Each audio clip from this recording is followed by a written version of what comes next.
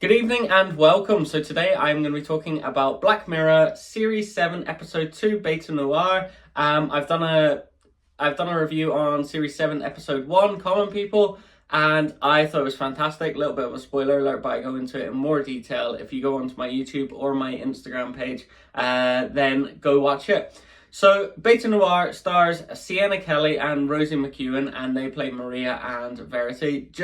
I thought they were wonderful in their performances. I thought they were really strong performances, especially because you only get about 50 to 60 minutes on a Black Mirror episode, and there's so much content that you have to take in that it can be a bit daunting whenever you are playing a character with various emotions.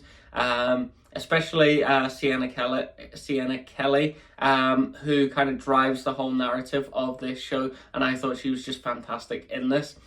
So the setup is that she is a food developer. She has this nut allergy, and she talks about it various times in the show, and that becomes important later on.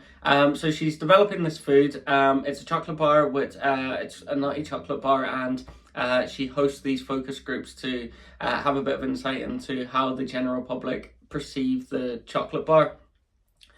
They're doing this focus group, and this woman called Verity comes in late, and she goes, "Oh, sorry, I'm Verity Green, I believe her name is, and I'm here for the focus group. Sorry, I'm late." And the woman goes, "Oh, sorry, I don't believe we have a Verity Green here." She goes, No, you do." And then she looks at her list and she goes, Yeah, actually, we do have a Verity Green. You can jump on in here." So initially, everyone hates the bar. They taste it, and Maria's like, "Oh my god, this is going awful." And Verity goes, "Oh, you know what? I'm gonna have a little bit again. Maybe my first judgment was a bit off." So she has another bit of the chocolate bar, and she goes, "Actually, it's really nice. The second bit."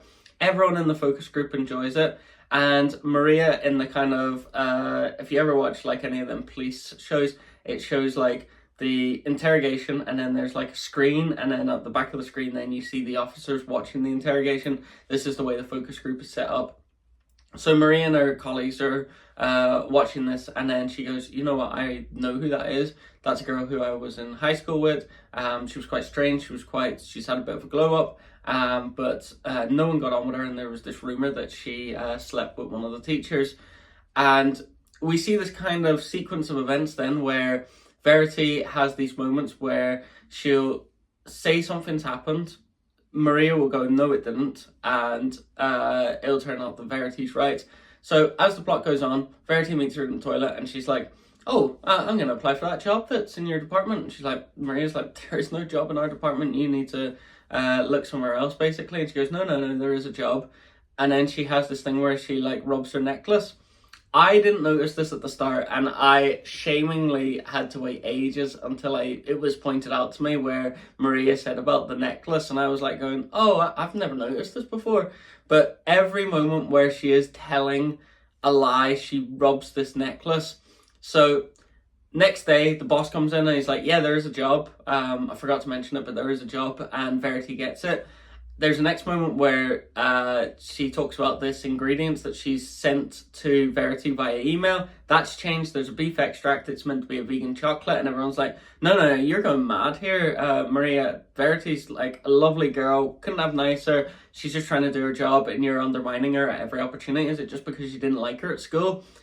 So Maria gets home and she's talking to her fella, and she's like, "You know what? Verity's just doing this, and this," and the fella's going, "You know what? You're a bit paranoid."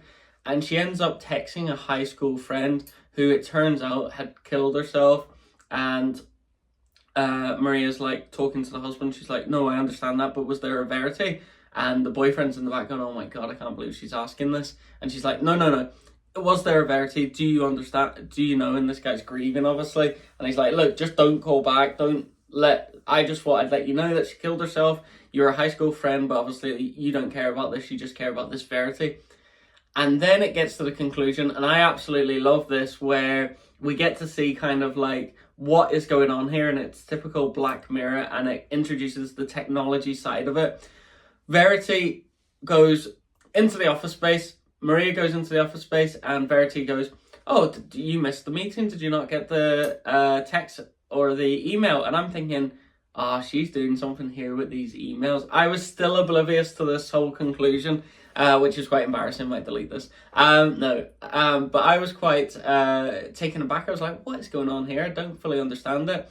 And this woman keeps crying about, one of the work colleagues keeps crying about her almond milk getting drunk over and over and over again. And then Verity just goes into the fridge, just absolutely necks it in front of Maria. And I'm wondering if the actual actor who played Verity enjoyed it, because she looked like she just hated drinking this drink. And I was like, oh, this looks even more awkward for you than anyone. But she necks this drink. It's only Maria and Verity in the office. She throws it down, Verity, and Maria's like, oh my God, I can't believe you've done that. Everyone just enters the office space, and then the little whiny colleague goes, oh my God, someone's drunk my almond milk again. Who done it? Who done it? And Maria's like, it was Verity. And Verity goes, no, it was you. And then the guy goes, oh, look, there's a camera. We'll be able to check the footage. And I'm like, Verity's going to get caught out here. Lovely. And then we see Maria's drunk it. And I was like, nah, this is mad. And then Maria pointed out then about the necklace. Her keeps rubbing it like that. And I was like, oh, okay. I've failed as someone who watches these TV series. I should have spotted that earlier. Then we hit the conclusion. And then the conclusion is just fantastic. Maria breaks into her house. Verity finds her. She lives in this absolute mansion. And then Verity goes, you know what? Whenever they're like side by side, they're both in Verity's house, and Verity goes, you know what? You all laughed at me whenever I was in that lab, but I can actually change circumstance and time due to me being able to flip into these different realities. And I was like, oh, that's pretty cool. This ending saved it really well.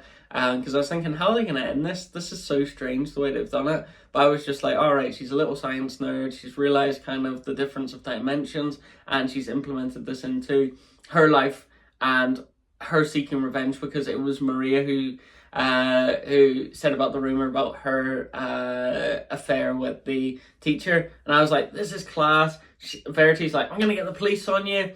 The police come in. They're like, whoa, whoa, whoa, whoa. Verity puts like a knife into Maria's hand. Maria's got a knife. She puts it down. The police officer grabs her. And I was just like, oh, don't end it here. But it doesn't. Maria just grabs the gun out of the thing, shoots Verity in the head.